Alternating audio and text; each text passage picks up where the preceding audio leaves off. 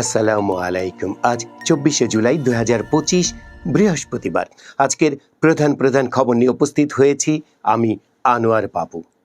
নির্বাচন কমিশন গঠন প্রক্রিয়া প্রধানমন্ত্রীর নিয়ন্ত্রণ মুক্ত রাখতে রাজি হয়েছে বিএনপি। সরকার নয়, সাংবিধানিক বাছাই কমিটির মাধ্যমে প্রধান নির্বাচন কমিশন এবং অন্য কমিশনারদের নিয়োগ হবে। স্পিকার, বিরোধী দলীয় ডেপুটি স্পিকার, প্রধানমন্ত্রী, বিরোধী দলীয় নেতা এবং প্রধান বিচারপতি মনোনীত আপিল বিভাগের একজন বিচারপতির সমন্বয়ে গঠিত বাছাই কমিটির মাধ্যমে নির্বাচন কমিশন গঠন হবে।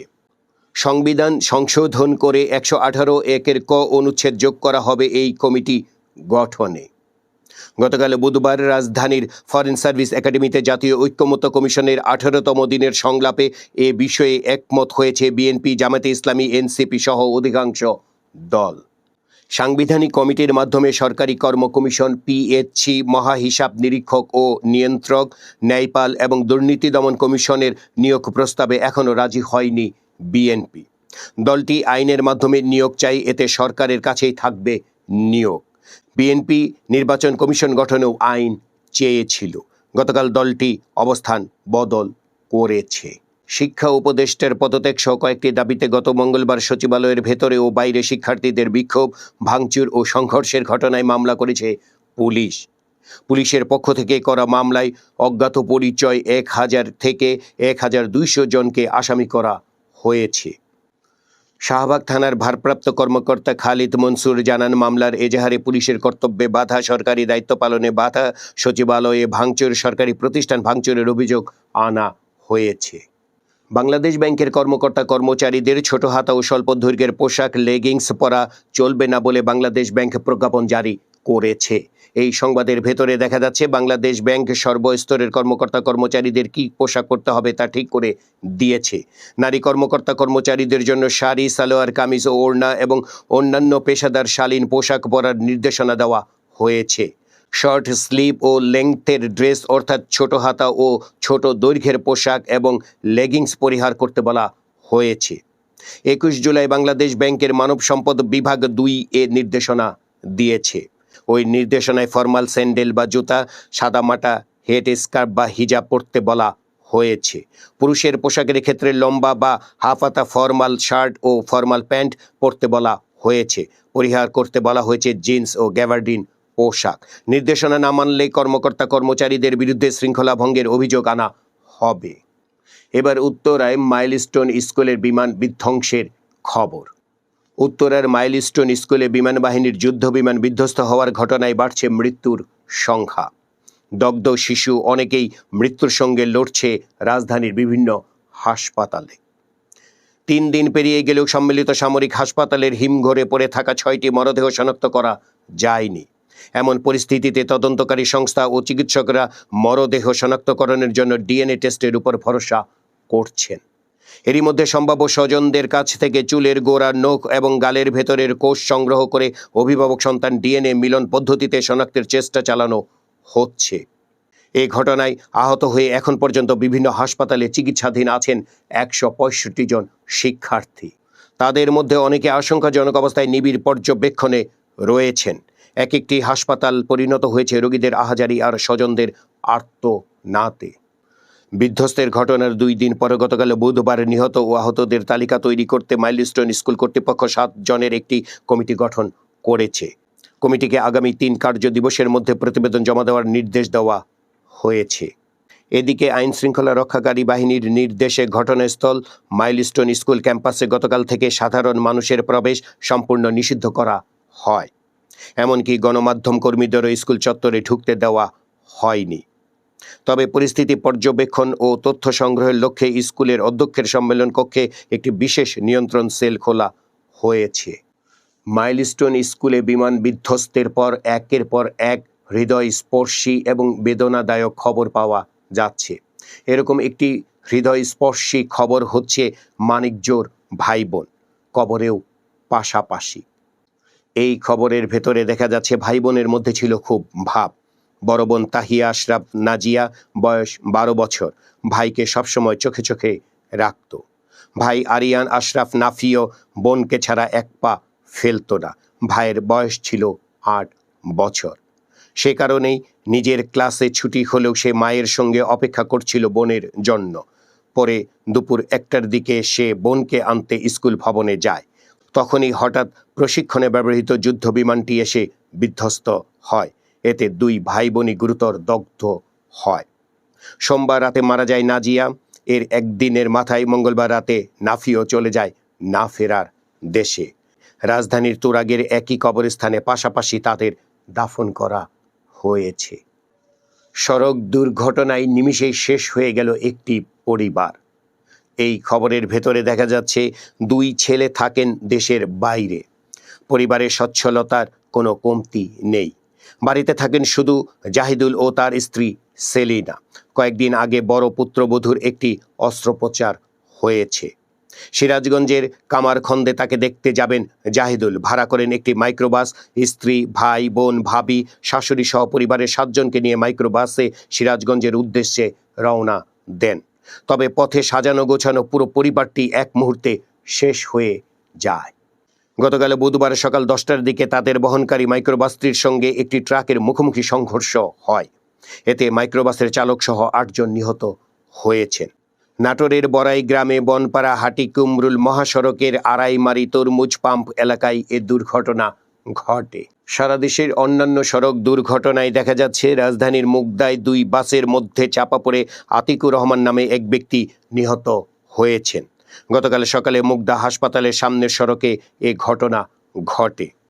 গত মঙ্গলবার রাত 1টার দিকে রাজধানীর হাইকোর্টের কদম ফোয়ারা মোড়ে ট্রাক চাপায় সেন্টু ইসলাম নামে এক মোটরসাইকেল চালক নিহত হন।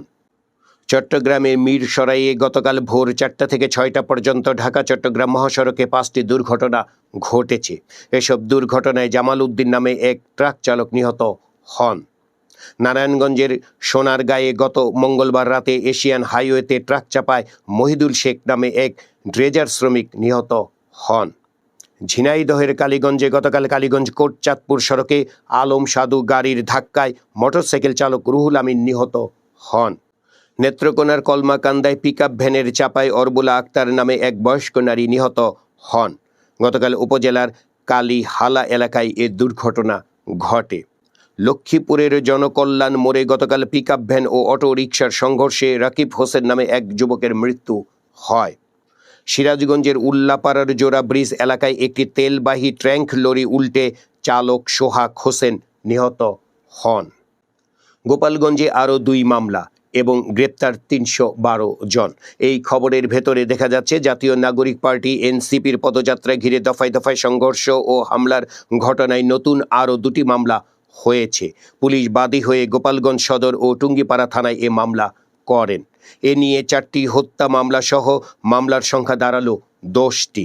এসব মামলায় 9,850 জনকে আসামি এবং গ্রেপ্তার করা হয়েছে 312 জনকে। যুক্তরাষ্ট্র থেকে 2,20,000 টন গম আমদানি করছে সরকার। বাংলাদেশি পণ্যে যুক্তরাষ্ট্রের আরোপ করা 35% শুল্ক কমানোর দর কষাকষিতে সুবিধা পেতে কিছুটা বেশি দামে এ গম কেনা হচ্ছে।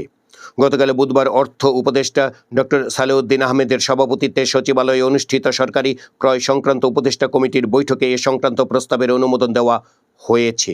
বৈঠক শেষে অর্থ উপদেষ্টা সাংবাদিকদের এ তথ্য জানিয়েছেন। স্মৃতিচারণের মধ্য দিয়ে স্মরণ করা হলো মুক্তিযুদ্ধকালীন সরকারের প্রধানমন্ত্রী তাজউদ্দিন আহমেদকে। গতকাল বুধবার রাজধানীর আগারগাঁওয়ে মুক্তিযুদ্ধ জাদুঘর মিলনায়তনে তাজউদ্দিন আহমেদ জন্মশতবর্ষ অনুষ্ঠানে এভাবে স্মরণ করা হয় মুক্তিযুদ্ধের অন্যতম এ নায়ককে। বক্তারা দিবসটি জাতীয়ভাবে উদযাপন না করায় ক্ষোভ প্রকাশ করেন। মুক্তিযুদ্ধকালীন সরকারের প্রধানমন্ত্রী ও জাতীয় 4 নেতার অন্যতম তাজউদ্দিন আহমেদের জন্মশতবার্ষিকী উপলক্ষে মুক্তিযুদ্ধ জাদুঘর এই অনুষ্ঠানের আয়োজন করে। প্রধান উপদেষ্টা ডক্টর মোহাম্মদ ইউনূস বলেছেন, 1 বছর যেতে না যেতেই পরাজিত শক্তির নানা ষড়যন্ত্রের লক্ষণ দেখা যাচ্ছে। মতপার্থক্য প্রতিদ্বন্দ্বিতা থাকলেও ফ্যাসিসবাদের বিরুদ্ধে রাজনৈতিক দলগুলোর ঐক্যকে আরও দৃশ্যমান করা দরকার। তা না হলে তারা এটাকে সুযোগ মনে করছে। গতকাল বুধবার রাষ্ট্রীয় অতিথি ভবন যমুনায় 13টি রাজনৈতিক দল ও জোটের নেতাদের সঙ্গে বৈঠকে তিনি এসব কথা বলেন। প্রধান উপদেষ্টার সঙ্গে বৈঠক শেষে সিপিবির সাধারণ সম্পাদক রুহিন হোসেন প্রিন্স সাংবাদিকদের বলেন, দেশের সংকট হলেই শুধু প্রধান উপদেষ্টা রাজনৈতিক দলগুলোকে ডাকেন এবং দেখান যে সবাই একমত। এরপর থেকে সরকার রাজনৈতিক দলের পরামর্শ গ্রহণ না করলে প্রধান উপদেষ্টার এমন আহ্বানে সাড়া দেবেন না তারা। প্রধান উপদেষ্টা ডক্টর মোহাম্মদ ইউনূসের সঙ্গে গতকাল যমুনায় দেখা করেছেন বিমান বাহিনীর প্রধান air vice marshal Hasan Mahmud Khan. রাজধানীর উত্তরায় মাইলস্টোন স্কুল অ্যান্ড কলেজে যুদ্ধ বিমান বিধ্বস্ত হয়ে হতাহতের ঘটনায় এইচএসসি ও সমমানের পরীক্ষা স্থগিত করা নিয়ে অপেশাদারিত্বের অভিযোগে শিক্ষা উপদেষ্টার পদত্যাগ দাবি করেছে শিক্ষার্থীরা। তবে শিক্ষা উপদেষ্টা জানিয়েছেন স্বেচ্ছায় পদত্যাগের ইচ্ছে নেই তার। পুলিশের সাবেক ডিআইজি আব্দুল বাতেন ও তার স্ত্রী নূরজাহান আক্তার হীরার দেশত্যাগে নিষেধাজ্ঞা দিয়েছে আদালত। সাবেক প্রধানমন্ত্রী শেখ হাসিনার সামরিক উপদেষ্টা তারিক আহমেদ সিদ্দিক, তার ভাই শাহিন সিদ্দিক ও রফিক আহমেদ সিদ্দিকের 17 একর জমি জব্দের আদেশ দিয়েছে আদালত। এসব জমির দলিল মূল্য 26,45,46,000 টাকা বলে তদন্ত কর্মকর্তা আবেদনে উল্লেখ করেছেন। সাবেক আইজিপি বেনজির আহমেদ ও তার পরিবারের নামে থাকা গুলশানের ডুপ্লেক্স ফ্ল্যাটের ব্যবহৃত জিনিসপত্র নিলামে তোলার প্রক্রিয়া শুরু করতে যাচ্ছে দুর্নীতি দমন কমিশন। এ লক্ষ্যে ঢাকা মহানগর সিনিয়র স্পেশাল জজ আদালতের নির্দেশে একটি নিলাম কমিটি গঠন করা হয়েছে। 10 লাখ টাকা পর্যন্ত সঞ্চয়পত্র ক্রয় ও মেয়াদি আমানত অর্থাৎ এফডিআর রাখার ক্ষেত্রে আয়কর রিটার্ন দাখিলের বিষয়ে ছাড় দিয়েছে সরকার। একই সঙ্গে 20 লাখ টাকার বেশি ঋণ নেওয়ার ক্ষেত্রে রিটার্ন দাখিল বাধ্যতামূলক করা হয়েছে। রাজধানীর শাহ আলী থানার হাজতে যুবদলের কর্মী আসিফ শিকদারের মৃত্যুর ঘটনায় মিরপুরের উপপুলিশ কমিশনার মাকসুদুর রহমান, শাহ আলী থানার ওসি মোহাম্মদ শরীফুল ইসলাম, মেজর মুদাব্বির সহ 11 জনের বিরুদ্ধে মামলা হয়েছে। গতকাল বুধবার আসিফের মা স্বপ্না বেগম বাদী হয়ে নির্যাতন ও হেফাজতে মৃত্যু নিবারণ আইনে এ মামলা করেন। আসিফ শিকদার শাহ আলী থানার 93 ওয়ার্ড ছাত্রদলের সাবেক সদস্য সচিব এবং একই ওয়ার্ডের যুবদলের সাধারণ সম্পাদক পদপ্রার্থী ছিলেন। মিরপুরের একটি চাঁদাবাজির মামলায় তাকে আটক করা হয়েছিল বলে জানা যায়। চাকরিতে পুনর্বহালের দাবিতে অবস্থান কর্মসূচি পালন করেছেন আল আরাফা ইসলামী ব্যাংকের চাকরিচ্যুত কর্মকর্তারা। রাজধানীর জাতীয় প্রেস ক্লাবের সামনে গতকাল বুধবার সকাল থেকে দুপুর পর্যন্ত অবস্থান নেন চাকরিচ্যুত কর্মকর্তারা। কর্মসূচিতে 1.5 শতাধিক চাকরিচ্যুত কর্মকর্তা উপস্থিত ছিলেন। চাকরিতে পুনর্বহাল করা না হলে কঠোর আন্দোলনের হুঁশিয়ারি দেন তারা। অন্তর্বর্তী সরকারের স্বাস্থ্য উপদেষ্টা নূরজাহান বেগমের পদত্যাগ চেয়েছেন জাতীয় নাগরিক পার্টি এনসিপির মুখ্য সমন্বয়ক হাসনাত আব্দুল্লাহ। গতকাল বুধবার দুপুরে চাঁদপুর শহরের বাস স্ট্যান্ড এলাকায় জুলাই পদযাত্রা কর্মসূচির পথসভায় তিনি এ দাবি জানান। হাসনাত আব্দুল্লাহ বলেন, এই সরকারের কাছে অনেক প্রত্যাশা ছিল। অভ্যুত্থানের পর আমরা রাষ্ট্র ব্যবস্থাকে ঢেলে সাজাতে চেয়েছিলাম, কিন্তু দুঃখের বিষয় আমাদের স্বাস্থ্য ব্যবস্থা আগের মতো, আইন শৃঙ্খলা ব্যবস্থাও আগের মতো। একজন স্বাস্থ্যমন্ত্রী আছেন, চেনেন ওনাকে? উনি ডক্টর মোহাম্মদ ইউনূসের ভাই ব্রাদার কোটায় এসেছেন। ডক্টর ইউনূসের স্বজন প্রীতির সবচেয়ে বড় উদাহরণ তিনি। সবসময় বলে আসছি, এই স্বাস্থ্য উপদেষ্টার কোনো প্রয়োজন নেই। গতকাল সিলেটে জামায়াতে ইসলামীর আমির ডাক্তার শফিকুর রহমান বলেছেন, জামায়াতের নেতা কর্মীরা ফাঁসির রশিকে হাসতে হাসতে বরণ করেছিলেন। কেন তাহলে আমরা দেশ ছাড়ি নাই? কেন বিদেশে গেলেও আবার চলে আসি? এর দুটি কারণ। নাম্বার 1, আমরা এই দেশকে, দেশের মানুষকে ভালোবাসি। নাম্বার 2, আমরা চুরি চামারি করি না বলেই দেশ ছাড়ি না। গুলি বর্ষণ ও অবৈধ বালু উত্তোলনের মামলার প্রধান আসামি হয়েও প্রকাশ্যে ঘুরে বেড়াচ্ছেন রাজশাহী জেলা ছাত্রদলের আহ্বায়ক শামীম সরকার। গ্রেপ্তারের বদলে উল্টো তাকে দেখা গেছে দলের এক কেন্দ্রীয় নেতাকে ফুলেল শুভেচ্ছা জানাতে। রাজশাহীর বাঘা উপজেলার সাবেরহাট বামনডাঙ্গা গ্রামের বাসিন্দা শামীম সরকারের বিরুদ্ধে মামলা রয়েছে কুষ্টিয়ার ভেড়ামারা থানায়। 5 জুলাই পদ্মা নদী থেকে অবৈধভাবে বালু তুলতে গেলে বাধা দেয় এলাকাবাসী। তখন শামীম সরকারের নেতৃত্বে একটি সশস্ত্র দল গ্রামবাসীর উপর গুলি বর্ষণ করে। এই ঘটনায় 11 জুলাই মামলা করেন ভেড়ামারার ফয়জুল্লাপুর গ্রামের কামরুল গাইন। ঢাকা বিশ্ববিদ্যালয়ের সাবেক শিক্ষক ও জনতা ব্যাংকের সাবেক চেয়ারম্যান অধ্যাপক আবুল বারকাতের জামিন নামঞ্জুর করেছে ঢাকা মহানগর দায়রা জজ ও সিনিয়র বিশেষ জজ আদালতের বিচারক মোহাম্মদ জাকির হোসেন। অন্যদিকে ঢাকার চিফ মেট্রোপলিটন ম্যাজিস্ট্রেট আদালত তাকে 2 দিনের রিমান্ডে নেওয়ার নির্দেশ দিয়েছেন। গতকাল বুধবার পৃথক 2 আদালতে জামিন ও রিমান্ড আবেদনের শুনানি হয়। আন্তর্জাতিক খবরে দেখা যাচ্ছে, ঘূর্ণিঝড় উইফার আঘাতের পর ভয়াবহ বন্যার কবলে পড়েছে ভিয়েতনাম।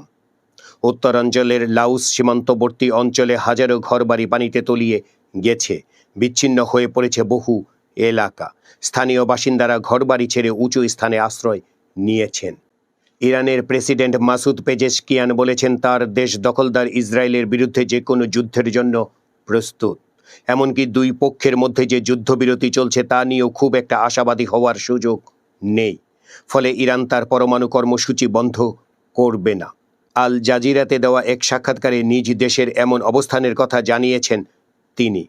গতকাল বুধবার সাক্ষাৎকারটি সম্প্রচার করা হয়। ব্যাংকিং সেক্টরের খবরে দেখা যাচ্ছে ইসলামী ব্যাংক বাংলাদেশ পিএলসির নতুন চেয়ারম্যান হিসেবে নিয়োগ পেয়েছেন অধ্যাপক ডক্টর এম জুবাইদুর রহমান। নিষিদ্ধ সময়ে শেয়ার লেনদেনের দায়ে সাউথ ইস্ট ব্যাংকের দুই উদ্যোক্তা পরিচালককে 10 লাখ টাকা জরিমানা করেছে পুঁজিবাজার নিয়ন্ত্রক সংস্থা বিএসইসি। বিনোদনের খবরে দেখা যাচ্ছে মহানায়ক উত্তম কুমারের প্রয়াণ দিবস আজ। 1926 সালে তার জন্ম। প্রয়াত হন 1980 সালের 24 জুলাই।